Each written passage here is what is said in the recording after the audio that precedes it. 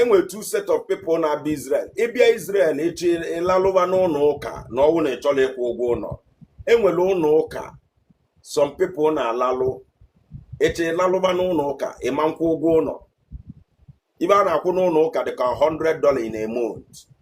But ụgwọ ụlọ $700 na ọnwụ na iche ibiso gị in a month ihe ị ga na-akwụ $700.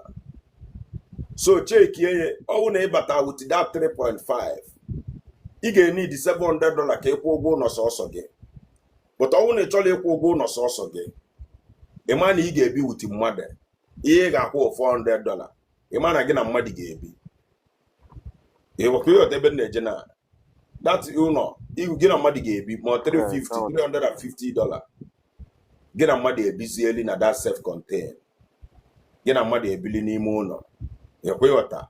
So ọnwụ na iche ibi sọsọ gị na ịbata Israel jide gị ị ga-ejikwa ụgwọ ụlọ after ka 3.5 pabata gị n'Israel jide gị ị ga-ejikwa ụgwọ ụlọ after ka ịkwụcha ụgwọ ụlọ ị ga-akwụ deposit that ụgwọ ụlọ which is ọ bụ na $700 for the first time ị na-akwụ ụgwọ ụlọ ịkwụ $700 ị ga-akwụkwa $700 for your deposit. That is $1,400.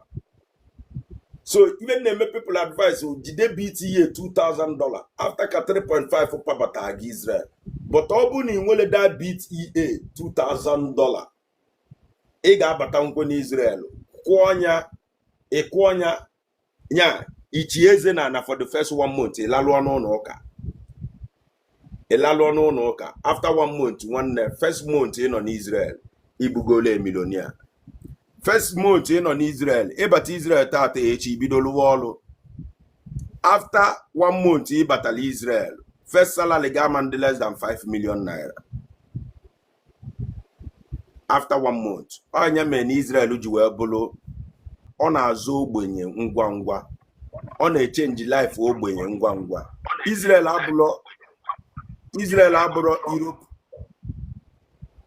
Israel abụrụ some Europe country ya wee bịa ịnọlụgodu na camp ịnọlụ na camp emebeli iwe adụro. Mba, ịbata Israel today ili adụlo imitie lawyer tomorrow onye ga-akwụkwọ ije immigration assign ya gị something nye gị 1 month to remind that 1 month ba ga-asị gị ga alụ n'ọlụ but anyị na-apada 1 month alụ ọlụ abalị ka ị ya alụ for the first 1 month ị nọ n'Israel before ijezie the men appointment wee nyezie gị the men akwụkwọ ahụ a ga-enyezi gị every 4 months ka a na-renew ihe. Nwanne enwere onye be anyị nọ Israel na-achọ ọlụ. Enwere onye na-achọ ọlụ. Yes, some people are saying na ọ chọrọ ịlụ ọlụ ọ na-alụ kama ọ chọwa ọlụ dị iche because the more ị na-anọ obodo the more ị na-echenji ọlụ the more ị na-achọ ọlụ ya balance. Because first ọlụ inwe ike ịlụ inwe ike zava ilo during the winter a na-achọ ndị na-aza ilo. Oyi tụọ gị ebe ịpa azịza na-aza ilo oyi tụọ oyi o nwutụrụ oyi tụ one day mgbaba agbọ gbacha agbọ daa na fenti ya. Ịghọtago. So mana after 1 month ị bịara Israel first salary gị can reach up to 7 million naira in your first 1 month depending ka isi alụ ọlụ.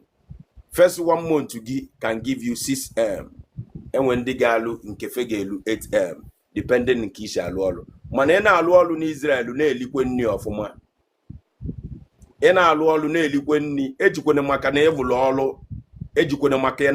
ọlụ mgbe ọbụla ị na-ata biskit na-aṅụ coke na-aṅụ fanta mgbe ọbụla ị na-ata bread mana ị na-esave 5 million every month na Nigeria ị na-esave 7 million every month na Nigeria after expenses mana ebe ị na-ata bread ebe ị na-aṅụ mmiri ebe ị na-ata chinchin onye jụọ isi mba enwe m nri n'ụlọ jos ka njiri ibe tachale nwanne onwere ibe ị na-atachale ọnụ ka ị na-eli bread ka ị na-ata every day. Amen. Na some people look do enu from Israel look do enu ọdana na furu ugba ọdana na nwụrụ ọ na-alụ ọlụ ọ na-eyi akwa ọ na-alụ ọlụ ọ nọ ịnọzie na bọs iwe onye be anyị bata na bọs ọ na-agwa ụlọ na bọs ọ na-alalụ ụlọ bọs apali agave bọs station because o wogolu shift o wogolu ọlụ dọsa onwe ọ batazie na bọs ọ na-agwa ụlọ n'ime bọs ọ na my brother is not your portion in Jesus' name.